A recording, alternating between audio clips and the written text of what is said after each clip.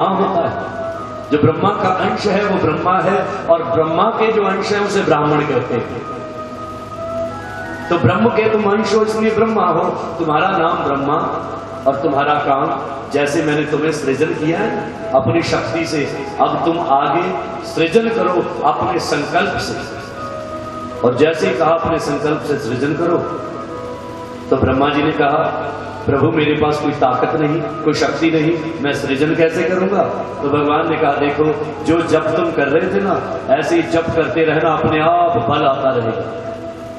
लेकिन एक बात का ध्यान रखना, और जिस दिन जप करना बंद कर दोगे ना, उस दिन क्या होगा कि जप करना बंद करोगे तो तुम्हारे हाथ से सृजन की शक्ति भी चली जाएगी। जप करना बंद करोगे तो तुम सृजन भी नहीं कर पाओगे। मैंने एक संतों के मुंह से बात सुनी, कहते हैं कि नारद जी एक दिन ब्रह्मा जी के पास आ गए, संत सुना रहे थे। संतों की बातें बड़ी अच्छी होती है कि नारद जी आए और ब्रह्मा जी के पास आके कहते हैं पिताश्री छोड़ो इस ब्रह्मलोक को, हम नहीं रहेंगे ब्रह्मलोक में, नहीं बनाएंगे दुनिया। ब्रह्मा ने कहा बेटा क्या हो गया। तो कहा पिताजी मैं सब जगह घूम के आया हूं, 10 दिशाओं में, जहां देखता हूं विष्णु के मंदिर, जहां देखता हूं शिव के मंदिर, जहां देखता हूं लक्ष्मी के मंदिर। अरे आपका कोई मंदिर ही नहीं, आपकी कोई पूजा ही नहीं करता। अब ब्रह्मा ने कहा, ब्रह्मा को कुछ पता नहीं। अब ब्रह्मा ने कहा बेटा करें क्या। कहा करना कुछ नहीं, यहां से निकलो। कह रहे फिर यहां से निकलेंगे दुनिया बनाई नहीं जाएगी, और फिर सब लोग आएंगे, देवी देवता आएंगे, आके कहेंगे कि दुनिया बना नहीं रहे, ब्रह्मा जी आप आओ। और जब बेनती करेंगे ना तब उनसे अपनी शर्तें मनवाएंगे। एक ऊंट, उसके पीछे एक और, उसके पीछे एक और, एक पूरी लंबी कतार चल रही है, और हर ऊंट के ऊपर एक बड़ा सा बक्सा है। अब ऊंट जा रहे थे, चौरस्ते में निकल रहे थे, अब ना आगे जाने का रास्ता, ना इधर और उधर जाने का रास्ता। ब्रह्मा जी खड़े रहे, 10 ऊंट निकले, 20 निकले, 50 निकले, लाइन ही नहीं टूट रही।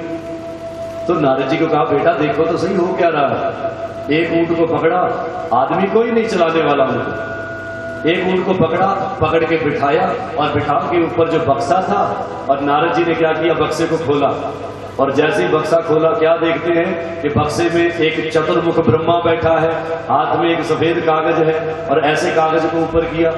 नारद जी ने कहा जी आप कौन। कहते जी असी सुने ब्रह्मा की पोस्ट खाली हो रही है,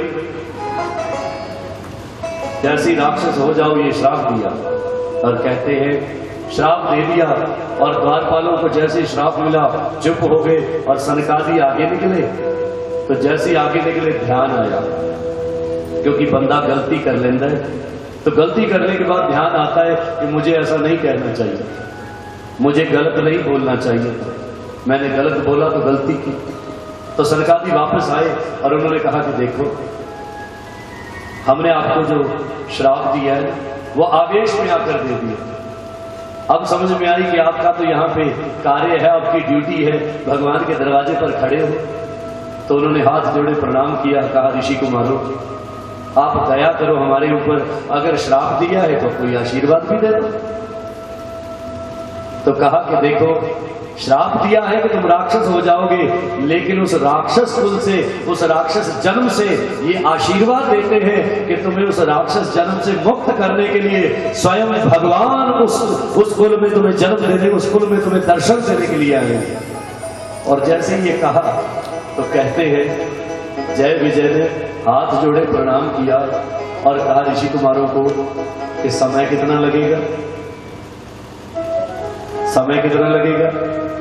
अब उन्होंने कहा इसका मतलब, कहा देखो जब दर्शन की बात आ गई है तो कृपा करके जल्दी जल्दी राक्षस बनाओ।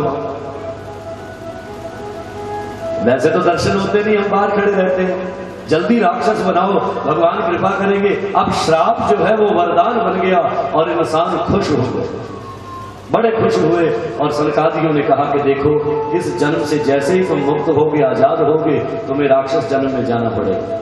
तो श्राप के कारण वो दोनों द्वारपाल राक्षस बने, उनका नाम हिरण्यकश्यप और हिरण्याक्ष है। और दोनों दानव ऐसे, और हिरण्याक्ष जो है इतने बलशाली कि उन्होंने क्या किया कि जन्म लेने के बाद जब बड़े हुए, बल तेज बढ़ा, तो अपने पैरों से धरती को रोकते हुए लेकर जा गए। पृथ्वी को एक गेंद की तरह अपने पैरों से ठोकर मारते हुए ले जा रहे हैं, क्योंकि अहंकार मानता नहीं। अहंकार जो है अपने आप को बताना चाहता है दुनिया को कि मैं दुनिया में सबसे बलवान हूं, और ठोकर मारते हुए ले जा रहे हैं धरती को। तो जैसे धरती को ठोकर लगाते हुए ले जा रहे हैं, तो कहते हैं भगवान के दरबार में जाकर संतों ने, महात्माओं ने प्रार्थना की, प्रभु धरती को एक राक्षस रसातल में ले जा रहा है, जल में ले जा रहा है, कृपा करो और उस धरती की पृथ्वी माता की मुक्ति करवाओ। और भगवान वहां पे वराह अवतार लेकर आते हैं और हिरण्याक्ष का वध करके धरती को आजाद करवाते हैं। बोलिए वराह भगवान की, भक्तवत्सल भगवान की।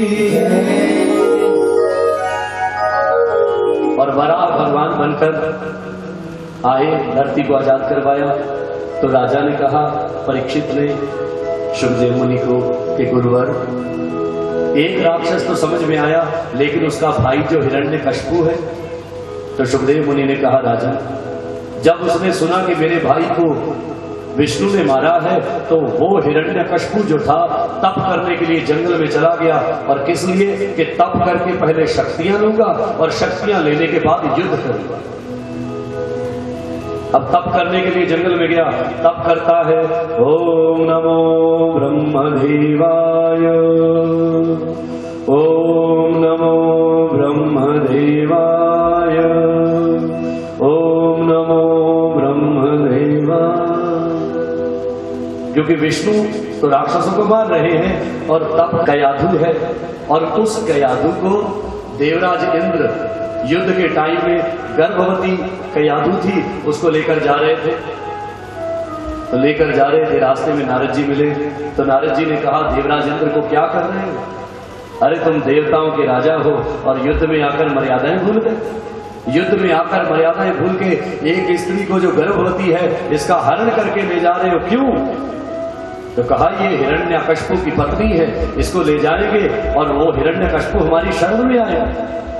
तो देवर्षि नारद ने कहा, राजन अगर किसी को शरण में लाना है तो उसके दो तरीके हैं, या तो बल का प्रयोग करो या फिर प्रेम का प्रयोग करो। अगर तुम कपट से किसी को अपनी शरण में लाओगे ना, तो कपट में जो शरण में आएगा वो तुम्हारे साथ भी कभी ना कभी कपट करेगा। कितनी ताकत है, कितना तप किया, और एक माँ की ताकत। और माँ ने कहा कि मैं अपने पुत्र को जन्म नहीं दूंगी, और जन्म तब दूंगी जब मेरे पति वापस महलों में आ जाएंगे। ये एक संत ने सुनाया है। तो कहते हैं 1000 वर्ष कयाधु ने प्रहलाद को अपने गर्भ में रखा, 1000 वर्ष तक गर्भ में रखा, और 1000 वर्ष तक श्रवण क्या करती रही?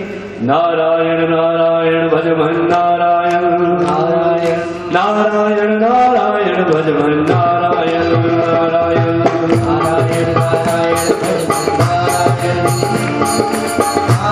नारायण भज मन नारायण।